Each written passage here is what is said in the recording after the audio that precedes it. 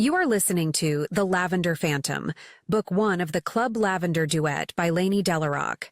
Copyright 2021, Lainey Delaroque. Part 2, Chapters 6 to 10.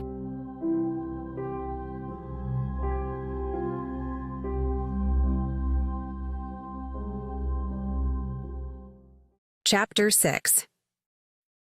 Waiting in the hospital is a small nightmare. I hold Melanie's hand, trying to avoid everyone's eyes. I wonder what we look like. A young woman and a teenager, both battered and bruised with slumped shoulders. There are people with more pressing concerns than ours. We fill out the forms and sit down. I pick up a magazine. One of the cover stories is about what to do if you have nothing in your wardrobe in the color of the year. It's Pantone's Carnival Glass. I definitely have nothing in that light teal shade. Melanie doesn't either. What I wouldn't give to consider this a problem. 2 hours later, a nurse calls us to a small side room. She checks both our details. She asks us about our ailments and then says I will have to wait to be seen. But Melanie can go on. The rape kit exam will take several hours and includes a thorough examination of your body. You have to sign this consent form. After we collect any evidence, you can leave it for us to send for processing and notify the police, or you can take it home.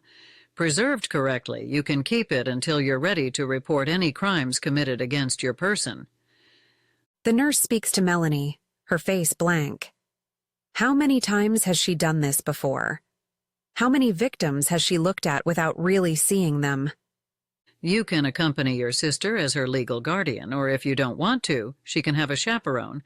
Alternatively, she can attend alone. She then says to me as if we're visiting for a flu shot. Rape. I have avoided that word. I don't want to go there. Don't want to utter it. I hope Melanie has just been roughed up, that the tall stranger from the video intervened before anything sinister took place. In a moment of selfishness, I wish I had no siblings. Then I wish we still had parents to protect us.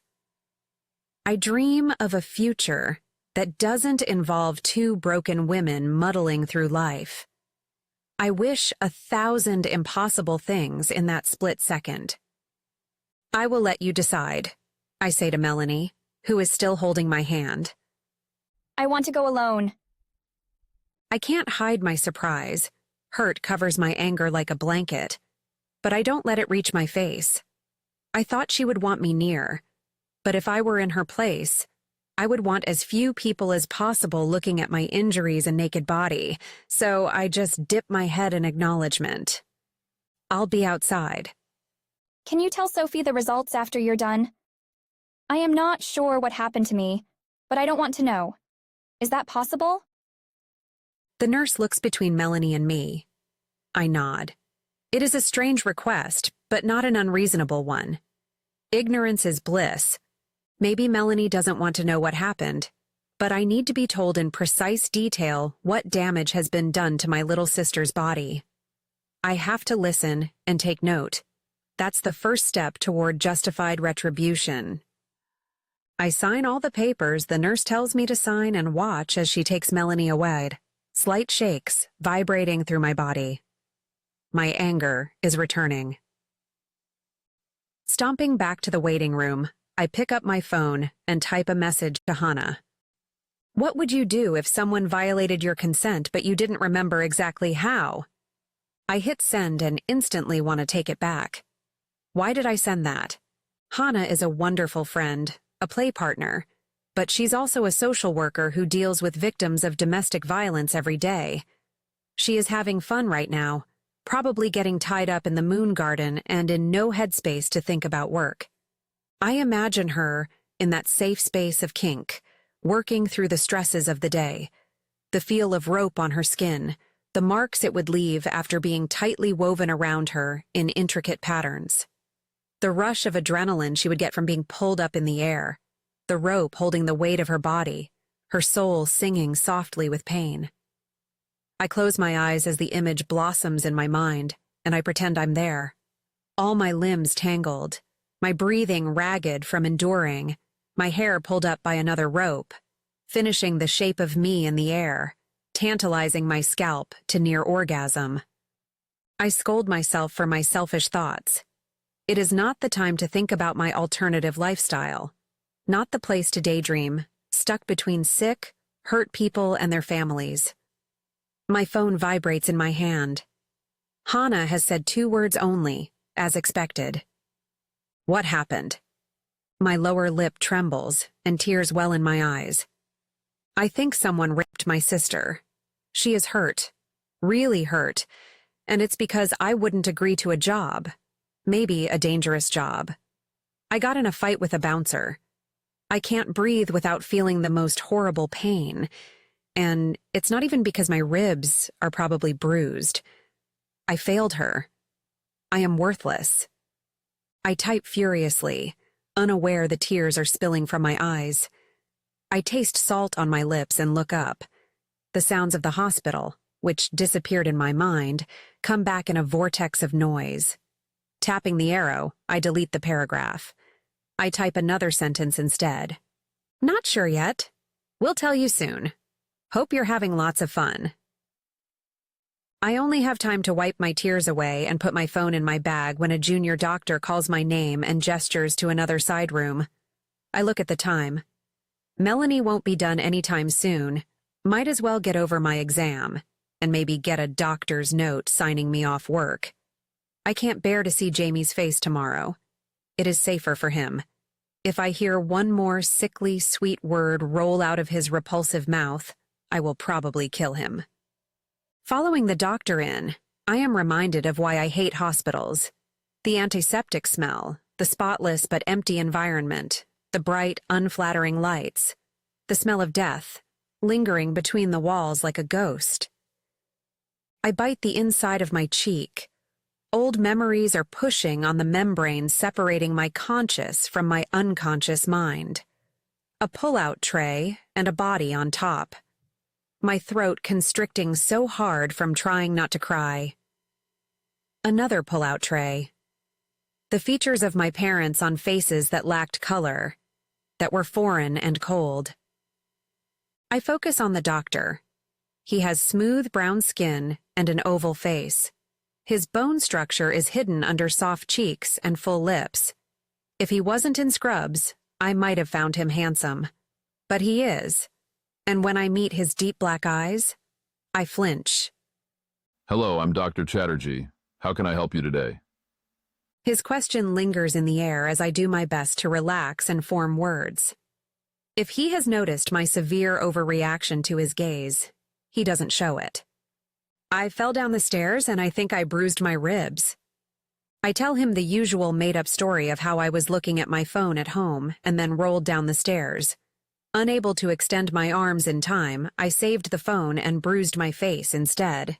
He doesn't seem to buy it, but writes it down. The whole checkup takes about half an hour. He looks at my ribcage without really touching me, listens to my chest. He confirms my ribs are okay but badly bruised, then gives me a note getting me out of work for 3 weeks. Healing takes 4 to 6 weeks, but you should be able to go back to work in 3. If there is any reason you won't be able to, just come back and we'll add 2 more weeks of rest. In the meantime, I have prescribed you some strong painkillers. Only use them if you're in a lot of pain. Do not drink alcohol, drive, or operate heavy machinery while you are taking these medicines. Drink lots of clear fluids. Do not rest in bed all day.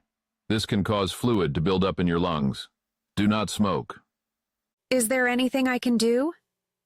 I attempt a joke, regaining some of myself, feeling this is almost over. The doctor angles his head as if working out what to say. You can take it easy. Try to sleep in a comfortable semi-upright position for the first few nights. You can do this by placing a few pillows under your neck and upper back. You will breathe more comfortably. Overall, just rest. Avoid strenuous activities such as heavy lifting, pushing and pulling, or movements that cause pain.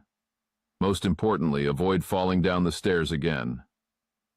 Got it, I say and smile. I also feel obliged to tell you that if you're in any sort of trouble that you don't feel comfortable talking about with me, I can call for a female physician. We are all here to support you. I'm fine. I really did fall down the stairs, I assure him. He shakes his head. As soon as I step back into the waiting room, I forget all about him. The piece of paper in my hand means I can get my revenge and do that job without having to deal with Jamie. If I want to do the job. It is a perfect opportunity. The rough outlines of a plan start forming in my head. If things go right, I can infiltrate Lavender in a few days, maybe a week. But I'm definitely going. Whether I'm taking the job offer or just going to find Melanie's abusers is still up for debate in my head. I look at the wall clock. It is the middle of the night. Melanie is probably exhausted. I search online for the average length of a rape kit exam, and after finding I have at least a couple of hours more to wait, I go outside and pace around the hospital. The cold air pinches my cheeks but wakes up my fatigued body. I flinch when the phone rings. It's a block number. This time I pick up. Have you considered our offer? The voice from the line is modulated, distorted to the point of sounding non-human.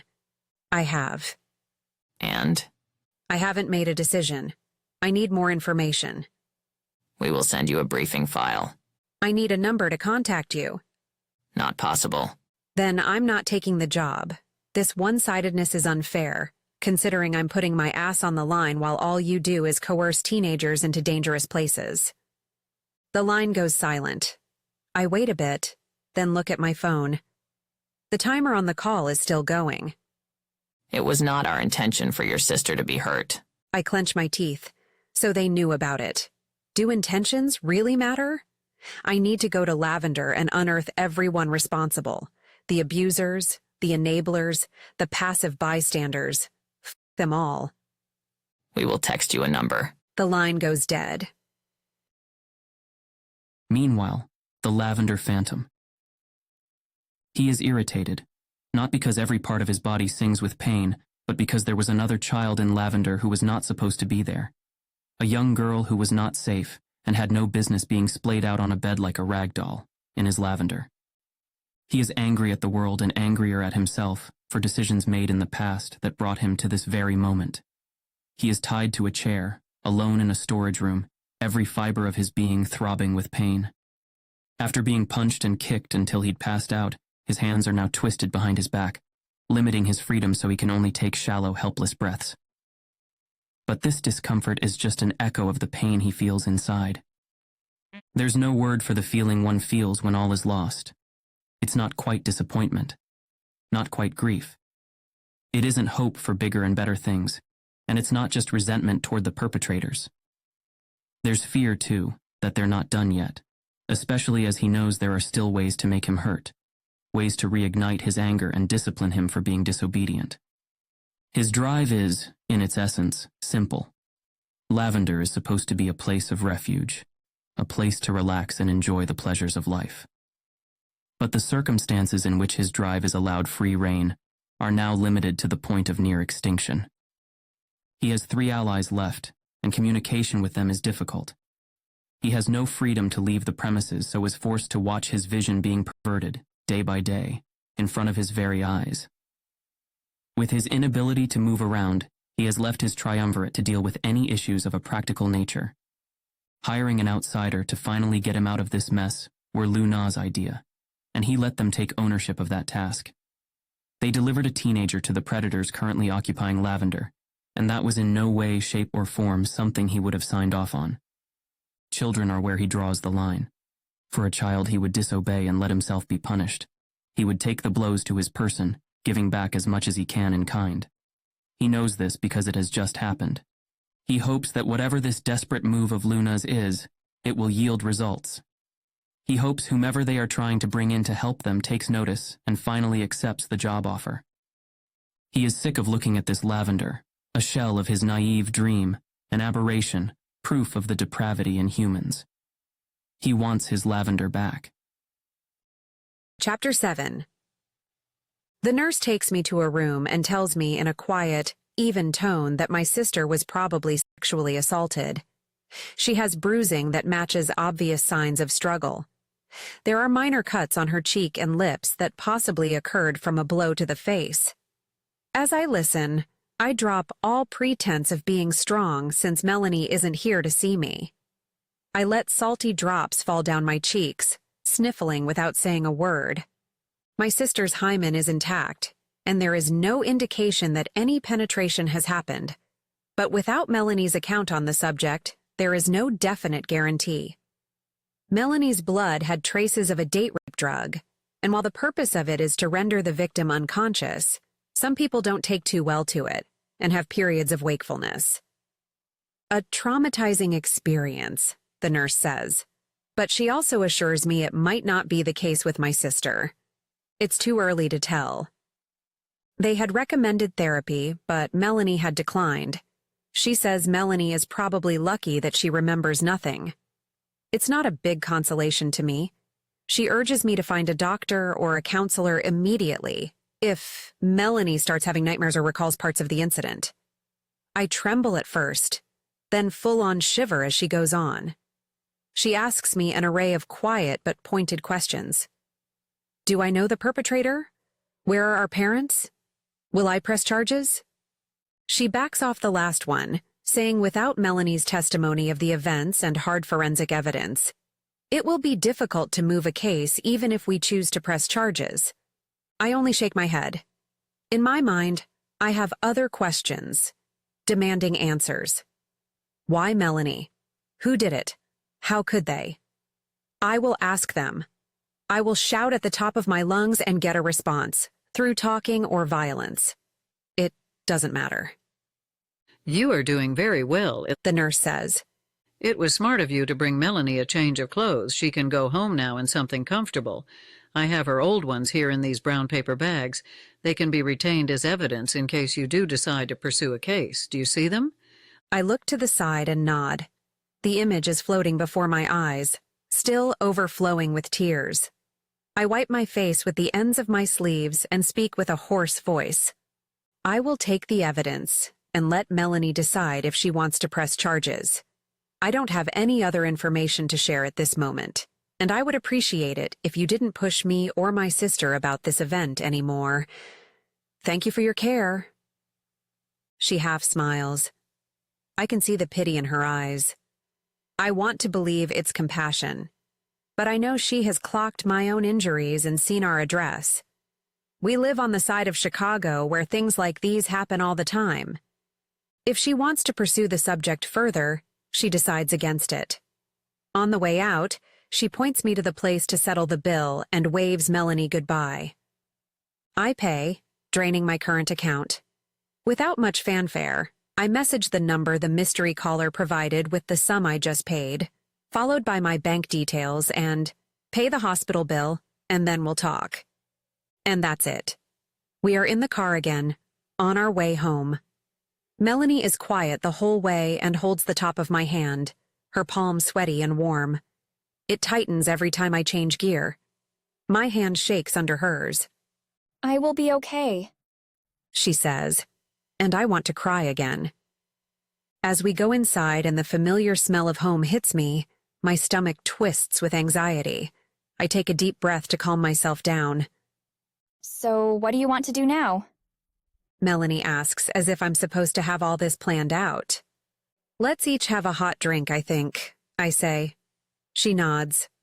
What was the exam like? I'm not sure if it's all right to ask, but my morbid curiosity pushes the question out of my mouth before I can think about it. There was a lot of touching and combing and prodding, and they took a lot of pictures. I didn't see them, though, and I don't want to. I would prefer it if you didn't look at them either. I won't, I promise, but my words sound hollow. I still want to see the extent of Melanie's injuries, the damage done so I can pay it forward. Tossing my jacket to the side, I put some water to boil and reach out to grab 2 mugs and some tea and coffee. Do you think we should talk to the police about this? Melanie's voice is almost drowned in the sound of bubbling water. I sigh because I don't know what to tell her, what to advise. From my teenage years, I know the police only really care if there is hard evidence. Sob stories never make it to court, no matter how loudly the victims cry. Leaving Melanie in their hands, in her potentially fragile mental state, is not something I want to do. But if my sister says she wants to go down that path, I will follow her unconditionally. I have no appropriate answer, to be honest, I say finally. Well, while you were driving, I did a bit of research on my phone. Listen to this. One person in the United States is sexually assaulted every 98 seconds, and only 7 out of 1,000 cases end in a felony conviction. A reason why a large number of perpetrators remain out of prison is the outdated and inefficient technology system tracking what happens to rape kits. Due to understaffing and underfunding of these labs, many kits do not get tested. Illinois has a backlog of 3,100 cases of untested kits as of data from February 2016. That's depressing, I offer after Melanie pauses to take a breath. I remember nothing, Soph. I have nothing to say to the police, except that I was at Lavender. I could have been assaulted on the street after getting drunk, for all they know. I have aches here and there, and every time something twinges in random pain, I freeze and strain my brain to remember how I got that injury. But it's all blank. The nurse kept saying I was taking it so well. I want it to remain that way. Are you going to tell Simon and your other friends about it then? I don't want their pity. The nurse said I should take some time to rest at home, but I thought that would make people gossip. So I didn't take the doctor's note. I'm back at school tomorrow. Melanie's determination to pretend nothing happened both shocks me and makes me proud. She is being logical about the entire ordeal, something impossible for me. I see my sister in a new light. Where I saw a toddler in my mind only a few days ago, now I see a young woman, confident in her decisions even after the trauma of being hurt. I've taken some evening and night shifts at Frenzy Eats for the next few weeks, I lie. I will try to get a friend here to spend the evening. I know, don't even start. You're not a baby. You don't need someone tucking you in. But it's not safe for you to be alone right now, so you will have to accept this as the price for my silence. I've been understanding and have accepted everything you've said, but I will not leave you alone. Is that clear? Melanie smiles and nods. I wasn't going to argue. Can I see your chats with the girl who told you about Lavender? I don't have them. They were in the game chat. Once I log out, they disappear. That's convenient. I wanted to double-check, but now I can't. Did she tell you her name? No, but her username is Purple Tsuki. Melanie leans in and gives me a tentative hug. Don't be angry. I pull her close and squeeze. Do you mind if I tell Hanako about what happened? I don't mind. We are hugging, quiet. The seconds stretch, and I consider whether I should tell Melanie that we are not as poor as she thinks, that we don't need her to get a job. But will that rub salt on her wound? Maybe I will tell her later, when everything feels less sore. I don't blame you, you know, I say, because I can feel guilt dripping off her. I know you going to Lavender came from a good place. Unfortunately, things don't always work out the way we want them to. Just promise me you won't contact that girl anymore. You won't seek her out, and you won't ask her for anything. I need to know that she will be safe from further suggestions at the very least. If I accept the job, the strangers will probably leave Melanie alone. The fact that they have a way to contact her makes me uncomfortable. I promise, she whispers. When we finish the rest of our drinks, the sky is lightening with upcoming sunrise. I suggest we grab a few hours of sleep and confirm one more time Melanie wants to go back to school so soon. I tell her to sleep as much as she needs and to go to school tomorrow instead of today. Before going to bed, I type an email to the school, saying Melanie was in a minor crash with a bicycle and would return to school the next day. I apologize for the delay in notifying them and forward it to my sister's email so she can lie convincingly. Then I write another email to Frenzy Eats, attach a photo of the doctor's note, and close the laptop with a sigh. A long day is ahead of me.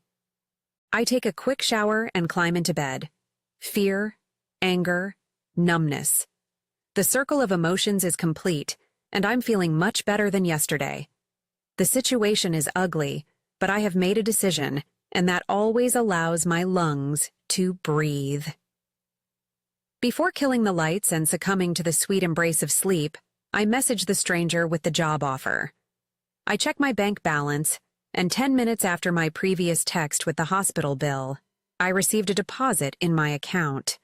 It is triple the sum of what I paid. I reread the text I sent my new employers. I accept the job. Send me a full briefing by 6 p.m. tomorrow. There is a shadow of excitement, hiding under the blanket of anger and hurt for Melanie. Before our parents died, I enjoyed helping Chief with his work. It was rewarding to find out I was good at something. No, not good. Great. After years of ballet lessons, my teacher told me I was flexible but not graceful enough to be a ballerina. I quit then and there, my teenage spirit wounded by the hard honesty of truth. Then I found better ways to put my bendy body to use. I could enter places no one else could, steal things that were protected from all sides only because the owner was not aware that a tiny hole was open to a unique kind of thief. The adrenaline rush I got running away with my treasure was like nothing I had experienced. Even now, only some rope scenes can get me that euphoric. Blinking away, I type up a message for Hannah and hit send. Lunch today? I have something to ask you. As I shut off the lights, my phone blinks with a reply. 12 p.m.? Missed you last night. I have pictures to show you. So it was a good night at the Moon Garden. It is almost 6 in the morning, and she is still awake.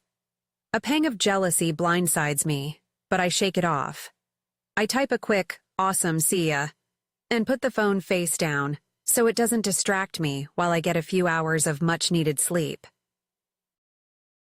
Chapter 8. I look at myself in the massive wall-to-wall mirror in the salon. After the few hours of sleep, a hot shower, and some clean clothes on my body, I don't look too bad. I imagine myself a new person, with a different hairstyle, eye color, and a whole new wardrobe. But even in the skin of this pristine persona, I will lug the baggage of my past. Sophie will step back to make space for another girl. That girl will carry out Sophie Taylor's revenge fantasies, will hurt her enemies, will fight for Melanie's truth. How are you, lovely? I hear the hairdresser's voice before I see her in the mirror, standing behind me. I'm good, waiting for you to make me feel better. I smile and run my hands through my hair. She evaluates it with a raised eyebrow. Your hair could use some TLC. She shakes her head, her perfectly styled blonde locks falling in waves on her shoulders with the movement. Next to her, I look like a homeless person. She leans in, her face on the side of mine, and puts her hands on my shoulders. She smells like apples mixed with something flowery. What do you want done today? She plays with my hair a bit, and I relax in the chair. I tell her. I even show her a picture. She nods. I hope you have the next few hours free. A change like that will take some time. I look at my watch. I have just under 2 hours until I have to meet Hannah. Let's aim for as fast as possible, I say. The hairdresser snorts, and I frown. It wasn't a joke. Still, she's quick, and after an hour and a half, my natural blonde hair is no more. Instead, I have blood-red shoulder-length hair falling in soft curls around my neck. The style will take effort to maintain, the hairdresser says, but I don't mind. It is very far from what I would have chosen for myself, which means it is perfect. I take a strand and sniff it. The products from the salon smell of luxury and borrowed peaceful time. I smile to myself. The feeling of change is bittersweet. 20 minutes later, Hannah and I are sitting down with a plate of Thai green curry in front of each of us. She is showing me photos of the event in the Moon Garden. Grainy, dark photos of her enjoying being tied up on the floor, then to another person, then dangling in the air.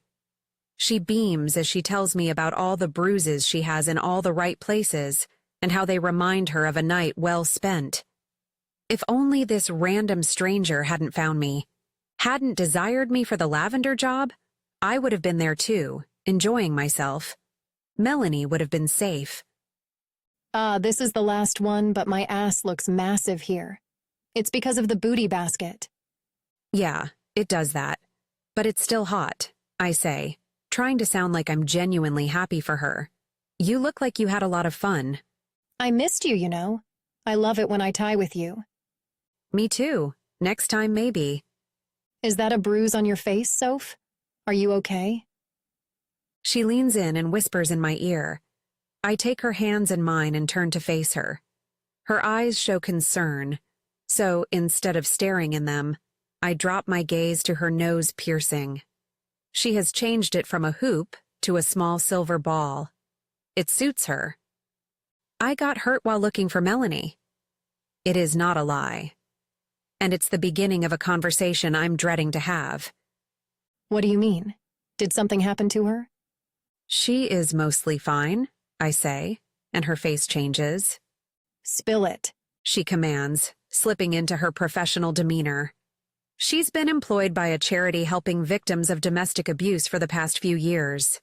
If there is anyone I can entrust Melanie to, it's her. So, my little sister got some information online about a place that would let her work. I start hesitantly. Hannah nods her head for me to continue as she stuffs some rice into her mouth.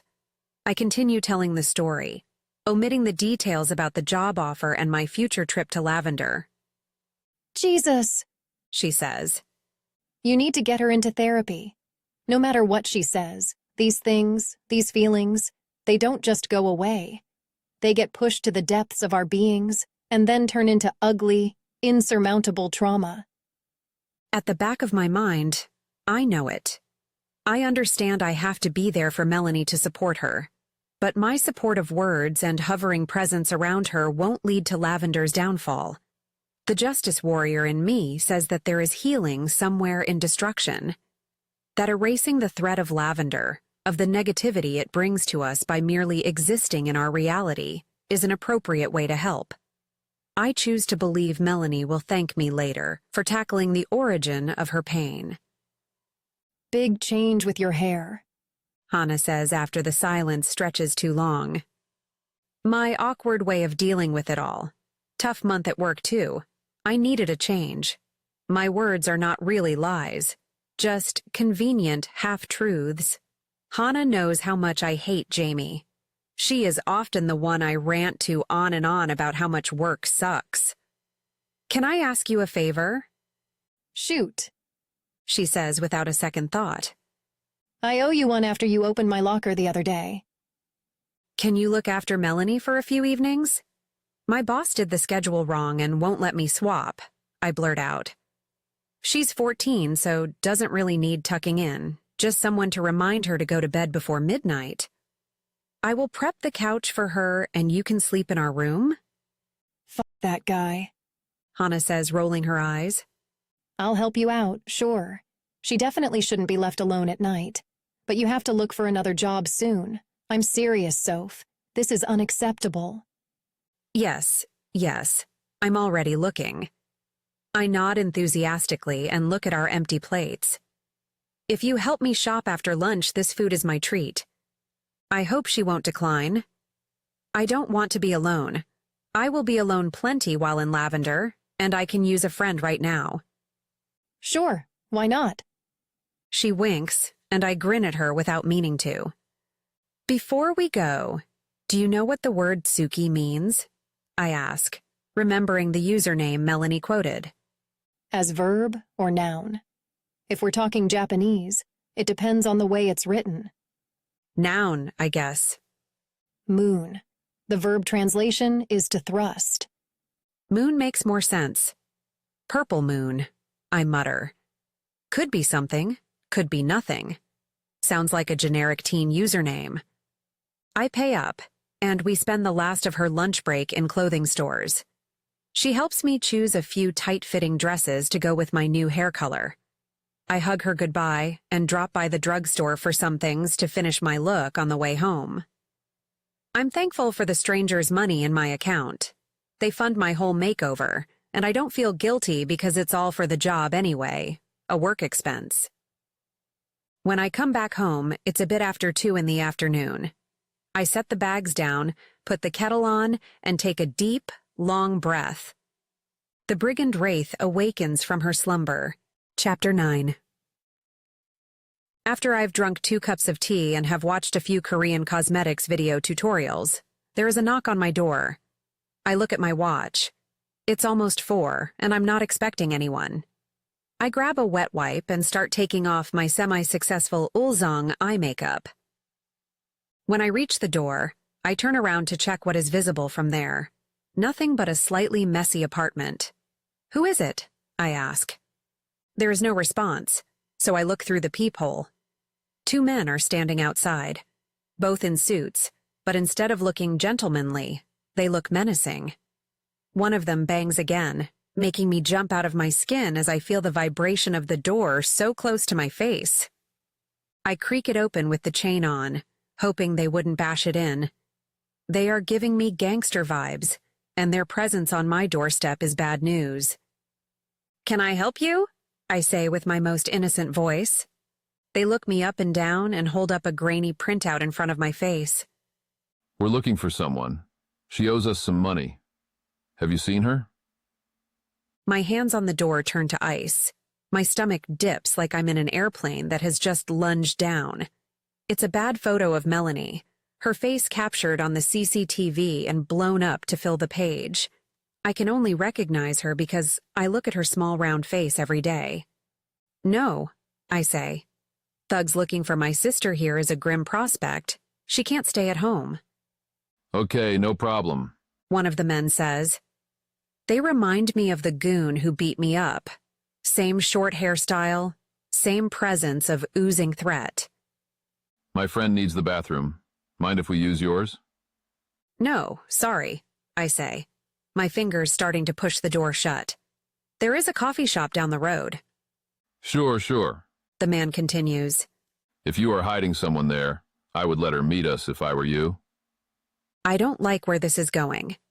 I have a bat behind the door and knives in the kitchen. If they kick the door in, I have to be alert and dodge. I have to be flexible, fast, and determined. I have to hurt them before they hurt me. "I have nothing to tell you, and I want you to leave," I say finally.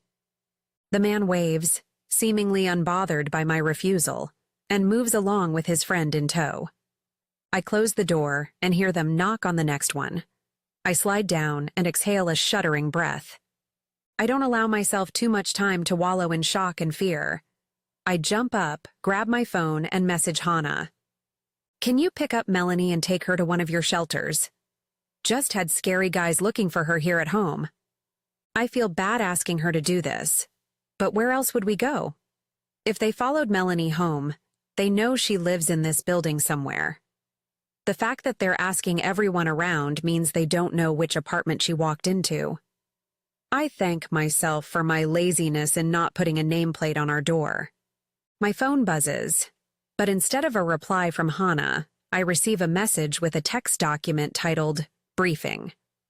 I go back to the living room and open it up. The first page is the menu, lots of tea options and lots of alcohol, some on its own, some mixed with tea.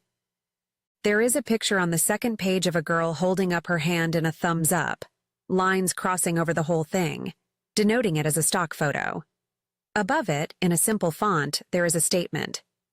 If you think this sounds nice, think again. Odd. I scroll down through the next few pages. It is as if a child has put this together. Are they not taking me seriously? I stop scrolling when I see a layout map. 3 images, a basement level, a first floor, and a second floor. The basement has 3 big rectangular rooms marked as kitchen, storage, and staff area. There's a corridor on one side granting access to each of them. Inside the staff area rectangle, there are 2 words, lockers and showers. So far, so good. Nothing sinister. The first floor features a reception room, then an extensive bar area, which connects to the basement via a spiral staircase, and at least 6 private rooms to the left side. There is a small corridor separating the lounge from the side rooms, probably to provide additional privacy to the people inside. That floor has 2 doors. One is the main entrance I tried to lockpick, the other a fire safety door at the end of the corridor with the private rooms. Possibly doubling as a delivery door, too. On the layout image of the second floor, I see twice as many private rooms, smaller than the ones below. There's also a square area toward the middle, marked office. It has a red cross inside and an arrow pointing in. Above the arrow is the word ledgers. After looking at the images, I decide infiltrating the place is still my best bet in getting there and out unnoticed. Lockpicking my way in as an outsider poses too many violent possibilities, and while I'm fast and flexible, I'm not a strong fighter. I'm opportunistic at best, and that's unreliable. A message pops up at the top of my phone. Call the police. I can pick up Melanie, but I can't take her to the domestic abuse refuge. It would endanger my clients. I will take Melanie to my place and look after her there. Come by as soon as you can. I type up a reply. I'll see what I can do. Thank you. Now at least I don't have to worry about Melanie. I will drive by Hannah's on my way to Lavender tonight and see how they're both doing. I return my attention to the briefing document and scroll through more awkward stock images until I reach an organization chart. The way it's drawn reminds me of when Melanie had to come up with a family tree for a school project. It's wonky, and there's lots missing. It seems Valerie Wilson is high in Lavender management, but does that mean she's the one who orchestrated what happened to Melanie? According to the chart, she has 2 assistants, but there seems to be a boss above her. I assume this from 3 interconnected lines and 3 names on slightly different levels. In line with the boss, there is a circle around the word jesters. A gang name? Under Valerie's name, there's a second line that says Miss Bergamot. Her connections lead to the aptly named Brad and Chad, no last names, who I bet are the 2 goons I met personally yesterday. Their nicknames, as I decide to call the second line of the naming convention in the chart, are Baron Break and Baron Fast. I blink at the ridiculousness of it. Do they actually use these in the club? Over Valerie's name, there's a line leading to One Lady Gray and nothing more. Does that mean that my employer doesn't know the big boss's real name? Or that my information is limited as I'm not expected to get involved any further than stealing the ledgers? I scroll some more, finding a few other encouraging stock photos mixed with scattered motivational quotes. The document ends abruptly without a conclusion or a goodbye. I leave the briefing and go into the bedroom to get ready. I assemble my costume for the night, laying out items on the bed. I put on a clean Frenzy Eats uniform, fill my backpack with everything else, and go out. I'll change in the car to avoid alerting Melanie and Hannah of my plan. As I turn the key to lock up my home, I look around. The 2 gangster-looking men are nowhere to be seen. I walk to the car, my steps more determined than usual. Things are underway. Not long now until I slip back into a previous version of myself. Chapter 10. I drive to Hanako's flashy apartment building on the Magnificent Mile. I park in the underground parking lot and take the slick elevator up, looking at the changing numbers absent-mindedly. When it reaches number 6, the doors slide open. I walk to the big, heavy door with a nameplate that reads Yagi and knock. Melanie opens the door. "How are things?" I ask carefully. She comments on my haircut and smells my hair, appreciating its salon scent. She goes in to join Hannah in front of her massive TV. A dog video is playing, undoubtedly Melanie's choice. We chat a bit, then I leave, content with the state of things. Hannah's place is modern, polished to perfection, nothing like the mess Melanie and I are used to. Melanie seems happy on Hannah's massive yellow couch. Maybe this is for the best right now. Maybe providing her with access to a person who actually knows how to deal with violent trauma is the most sisterly thing I can do. Communication and patience are basically Hannah's superpowers. I drive to Lavender more self-assured, Melanie's safety resolved for the time being. I focus my thoughts on recalling the Lavender layout. Today is just reconnaissance. I have to do my best to fool them that I'm a girl desperate for money and see if I can find a good path to the office upstairs. I pull over halfway to make myself presentable. I toss my phone to the passenger seat and start peeling off my uniform. I kick off my black closed-top shoes, the uglies we have to wear at work, and pull my pants down. I slip on a pair of pantyhose over my bare legs and my lace black panties, which I put on in a moment of careful pre-planning. I also have a matching bra under my uniform. After I take it off, I wiggle into a turquoise pencil dress. I smooth my hair at the top of my head and fluff the sides. To finish my look, I put on the brand new coat Hannah chose for me. It is a waist-length faux fur piece, which looks and feels cheap. Exactly what I want. I reach into my handbag. This time I've prepared all the makeup I need. I make quick work of my foundation and my eyes. After practicing with the videos, I'm more confident. The result is decent, and I look nothing like my usual self. I clean my hands with a wet wipe and put in blue contacts. Blinking a few times, I wait for the initial discomfort to pass. Then I use the wipe to remove any ruined makeup around my eyes and finish the look with a coat of pale pink lipstick. I swallow one of my painkillers to keep my ribs from complaining. Like before, I stop 2 blocks away and change into my 5-inch black stilettos, Louboutin knockoffs with red soles. I toss my work shoes to the back and dread walking all the way to Lavender in these monstrous heels. I take a moment to message my new employer. I'm going into Lavender tonight. I will look around and try to carve a path to the office with the ledgers. I will report back. I get a reply as soon as my message is sent. Tell them that a guy referred you when they ask. If they ask for a name, say you don't remember. The more vulnerable you appear, the more likely they are to take you on. The last sentence sends a chill down my spine. What am I getting into? I put my phone in a small handbag, together with my car keys, and get out of the car. Before, I always used to have Chief's protection. If I took longer than expected, I knew he would send people. Not that he ever had to. I had a perfect record.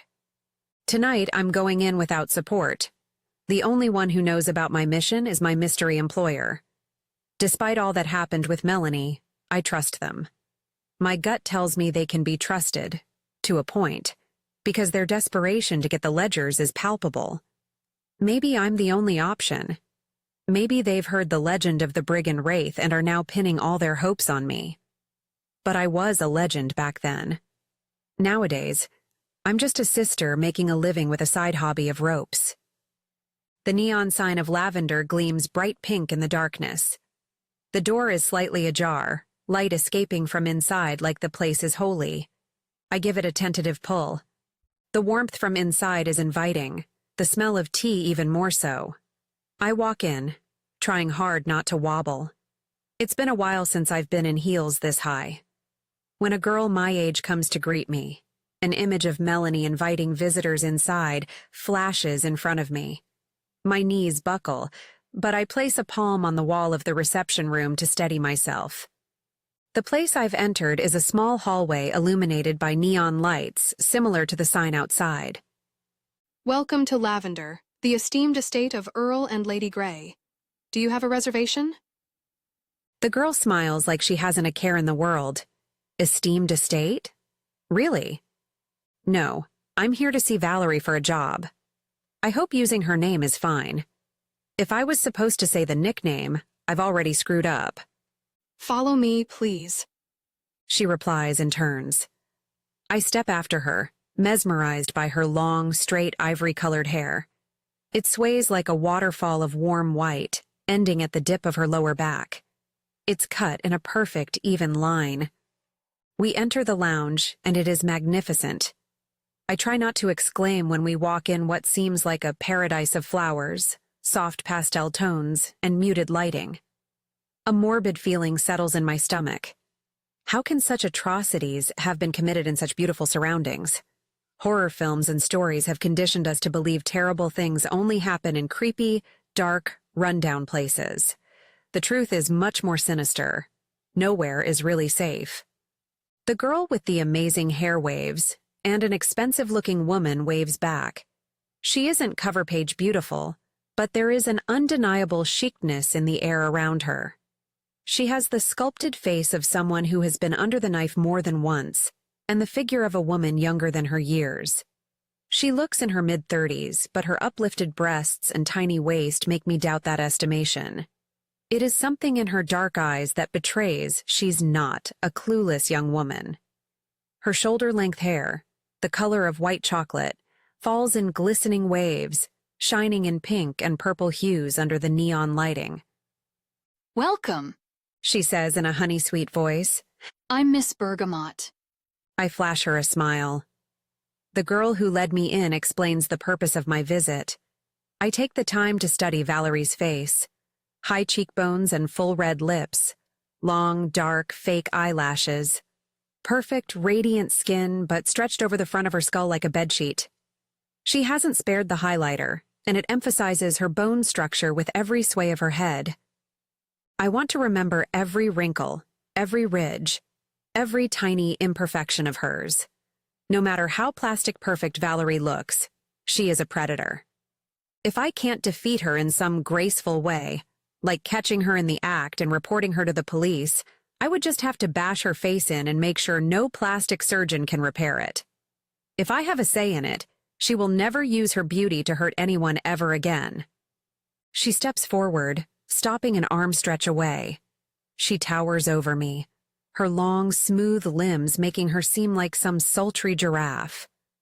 "I'm Adrienne Raven," I offer in a British accent when she doesn't say anything. "How did you hear about us?" Valerie places a manicured hand on her hip. Her simple black sequin dress outlines her every curve, leaving the tops of her big breasts and her long legs exposed. "A guy I met online referred me, said I can use my natural gifts to earn a bit of cash." As I say it, I nearly vomit in my mouth. I need to put Sophie to the back of my mind. Adrienne has a goal, and she doesn't mind saying anything to get to it. "I see." Valerie doesn't look surprised. Her eyebrow twitches, but her face betrays no other reaction. "Follow me. You can go." She says to the girl with the waterfall hair and leads me to a table in the back. My heart picks up pace. "It's good that you're here," she continues. "We are a bird short, as I was forced to let one go. We found that she lacked in experience." A bird? Does she mean Melanie? My blood boils, and I squeeze my fingers, my nails digging deep into the inside of my palm. My legs shake, but I will them to keep moving steadily. I'm not Sophie anymore. Adrienne would not lose her temper now. We sit at an empty table. It's lit up by a small overhead spotlight. When Valerie sits back in her chair, I can barely make out her face. "Tell me a little about yourself, Adrienne." Her words hang in the air like a verdict. This is the moment. Before I speak, a girl with a resigned expression comes by and gives us each a glass of amber spirit, probably whiskey. "I came to Chicago a few weeks ago," I say, getting into my accent. I tip the glass to my lips and pretend to take a sip. The liquid smells sweet and refreshing. It's not whiskey. It's iced tea. "I used to live in London, finished an arts degree, but struggled to get a job. A friend told me Chicago has lots of opportunities for young artists." "That it does. Valerie nods with a coy smile. But I see you're still struggling to find an art-related job. I can't offer you anything in that regard, unfortunately." I shake my head. "I'm trying to set up my own exhibition, so I need to find a job to help with money matters." "Yes, I see." Valerie's face wears a thinking impression. "I'm not fussed about what job I do. I continue. I'm happy to work in the kitchen or clean.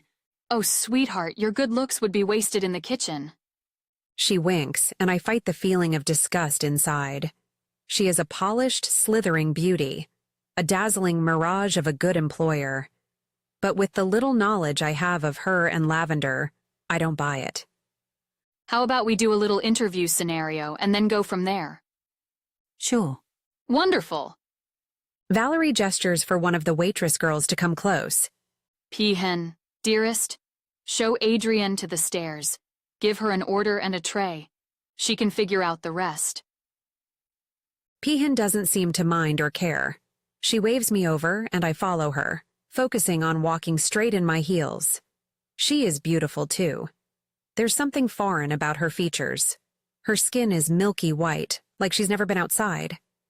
I can't see the color of her eyes in the changing neon lights, but they're light. Maybe she's wearing contacts. She's a bit taller than me, but her hair is many shades darker than my natural color. Very dark blonde or brown. A bob with a fringe frames her heart-shaped face, making her seem quite young. As I go, the music swells around me, suddenly booming in my ears, synchronizing with my heartbeat. The floor is covered in a lush gray carpet, the sound of my steps drowned in its long fibers. As I reach the bar, Peahen gives me a round tray. We have run out of cranberry juice. Go grab some from the storeroom below, she says, her voice neither loud nor quiet, just eerily there. The perfect volume to be heard over the loud music. So what's the order? I ask, hoping to make some small conversation, learn something more. She gives me a long, judging look, shakes her head, and only says, Just get the juice. The barman doesn't spare me a glance as I go behind the counter to look for the stairs. I inspect the bar area. It looks like any other bar, but there are a lot more teacups than usual. Jars full of tea leaves line the back wall next to the alcohol bottles. There is a hole in the floor behind the bar, surrounded by golden poles. From the lounge, it looked as if an elaborate birdcage was propped to the side of the long bar. But looking at it from where I stand, it is a beautifully adorned entrance to the level below. I put the tray to the side and peek in the hole. A spiral staircase leads down to a well-lit basement.